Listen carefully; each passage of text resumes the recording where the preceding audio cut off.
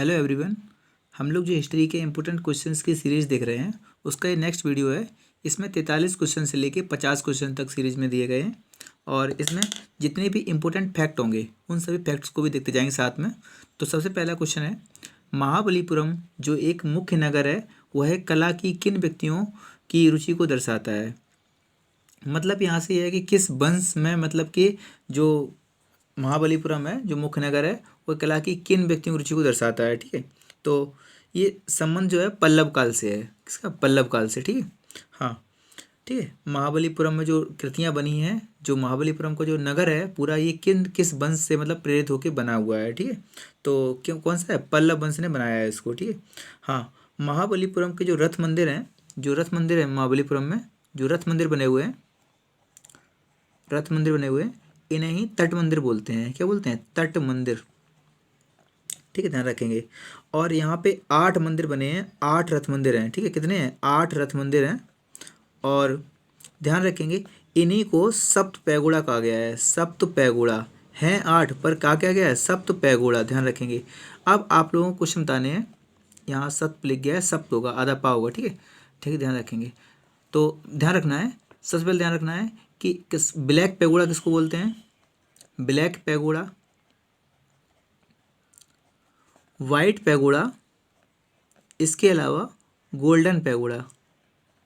ठीक है, ये सभी क्वेश्चन आपको आने चाहिए। तो सबसे पहला क्वेश्चन आपका आ जाएगा कि ब्लैक पैगोड़ा किसको बोलते हैं। तो हमको पता है कि जो उड़ीसा का जो कोणार्क मंदिर है, जिसको कोणार्क मंदिर जिसको सूर्य मंदिर बोलते हैं, और इसी को बोलते हैं ब्लैक पैगोड़ा। ठीक है, और वाइट पैगोड़ा बोलते हैं पुरी का जो जगन्नाथ मंदिर है। ठीक है, पुरी का जो जगन्नाथ मंदिर है उसको बोलते हैं वाइट पैगोड़ा।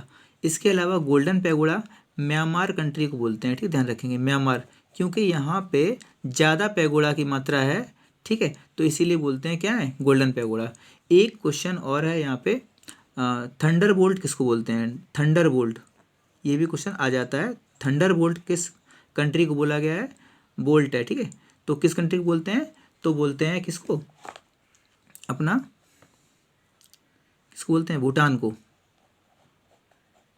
ध्यान रखेंगे। ठीक है, आई थिंक मिस्टेक हो रही क्या, एक बार देख लेंगे। ठीक है, भूटान को ही बोलते हैं वैसे। ठीक है, चलिए आगे चलते हैं हम लोग। ठीक है, अगर कुछ और इसमें जानना हो तो जैसे, हाँ, पल्लव वंश के संस्थापक जैसे जानने हो तो कौन थे? सिंह विष्णु। कौन थे? सिंह विष्णु जी।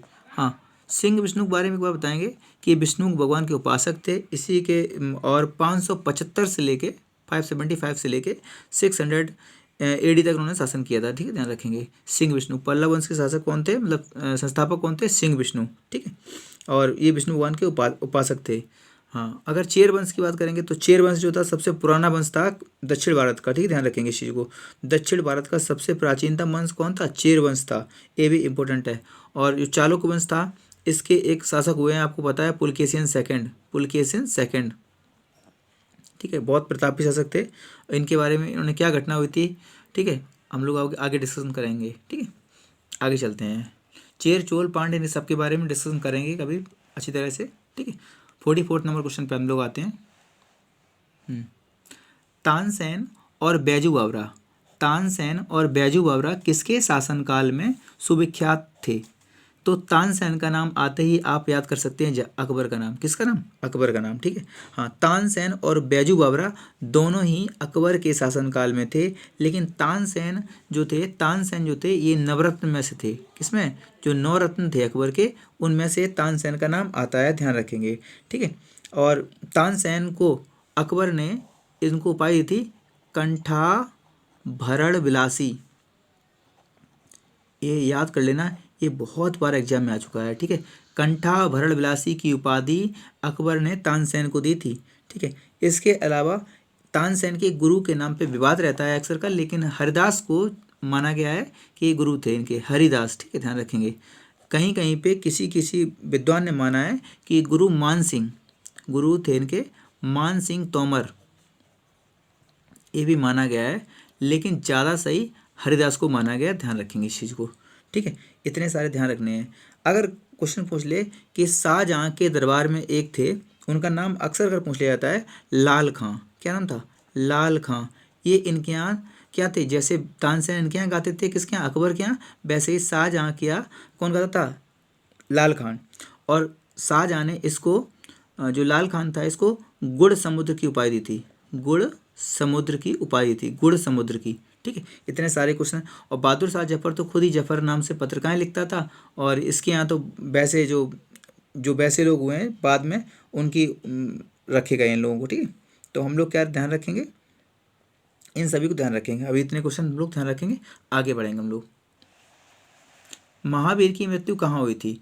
अब ये क्वेश्चन हम आप लोग को करा चुके हैं, वैसे आपको आना चाहिए ये क्वेश्चन, लेकिन फिर भी हम कराएंगे इसको, क्योंकि इसमें जितने भी इंपॉर्टेंट फैक्ट बनेंगे उन सभी को करा देंगे। ठीक है, हाँ, जन्म आपको पता है महावीर स्वामी का जन्म कहाँ हुआ था, तो वैशाली कुंडग्राम में हुआ था। कहाँ हुआ था, वैशाली कुंडग्राम में इनका जन्म हुआ था। और मृत्यु कहाँ हुई थी इनकी, तो मृत्यु हुई थी पावापुरी में। कहाँ हुई थी, पावापुरी में, ध्यान रखेंगे। ठीक है, और जैन धर्म के 4 सत्य दिए थे। कौन कौन से 4 सत्य थे, जिसमें 5वां ब्रह्मचर्य को महावीर स्वामी ने जोड़ा था कि, ठीक है, सत्य, सत्य अहिंसा, सत्य अहिंसा, ये सभी आपको ध्यान रखने हैं, सत्य अहिंसा। और एक था अपरिग्रह और अस्तेय। ठीक है, अपरिग्रह और अस्तेय।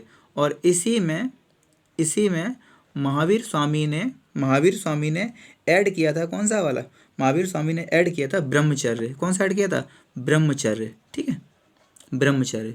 ये सभी आपको ध्यान रखने हैं। ठीक है, एक क्वेश्चन और ध्यान रखना है कि जो श्रवण गोला, जो कौन सा है, श्रवण बेलगोला है, यहाँ पे किसकी मूर्ति लगी है, तो जो ऋषभदेव के पुत्र थे इनका नाम क्या था, बाहुबली। ठीक, क्या नाम था, बाहुबली। इन्हीं की प्रतिमा लगी गई है, ध्यान रखेंगे इस चीज़ को। ठीक है, और इसी मूर्ति को बोलते हैं गोमतेश्वर की मूर्ति। क्या बोलते हैं, गोमतेश्वर की मूर्ति। ठीक है, गोमतेश्वर की मूर्ति बोलते हैं इसी को। ये सभी क्वेश्चन आपको आने चाहिए। ठीक है, हाँ, अब हम लोग आगे बढ़ेंगे। हम लोग तो बोसिनिया क्वेश्चन है, बोसिनिया और हर्जेगोविना किसके भाग थे। ठीक है, वैसे तो ये ज्योग्राफी का पार्ट हो जाएगा, लेकिन फिर भी हम लोग कर लेंगे यहाँ पे, क्योंकि इसमें जो क्रम से दिया गया है इस बुक में, तो उसी हिसाब से चलेंगे हम लोग। ठीक है, तो बोस्निया और हर्जेगोविना का किसके भाग थे, स्लोवाकिया के। ठीक है, ध्यान रखेंगे, यूगोस्लावाकिया के। ठीक है, यूगोस्लोवाकिया के। हाँ, इसमें ज़्यादा क्वेश्चन नहीं पढ़ेंगे, चक्कर नहीं पढ़ेंगे क्वेश्चन के, बाद में हम कराएंगे। ठीक है, फर्स्ट वर्ल्ड वॉर में इसका यूज ज़्यादा हुआ था। आगे बढ़ेंगे। हाँ, रानीगंज कोयला की खान कहाँ पर स्थित है, तो ये वेस्ट बंगाल की बहुत बड़ी खान है, और यहाँ से बहुत मात्रा में कोयला निकाला जाता है। पश्चिम बंगाल में कोयला की खान है, ध्यान रखेंगे। ठीक है, कोयला की खान है पहली बात तो, और कहाँ है, वेस्ट बंगाल में है। ठीक है, और रानीगंज भारत का जो प्रथम कोयला खान है, ये प्रथम कोयला खान कौन सी है, रानीगंज वाली, ध्यान रखेंगे। ठीक है, और कोयला को हम लोग जानते हैं क्या बोलते हैं, काला हीरा। क्या बोलते हैं, काला हीरा, ध्यान रखेंगे। ठीक है, काला हीरा बोलते हैं। और कोयला जो होता है हमें अवसादी चट्टानों से प्राप्त होता है। किससे, अवसादी चट्टानों से प्राप्त होता है।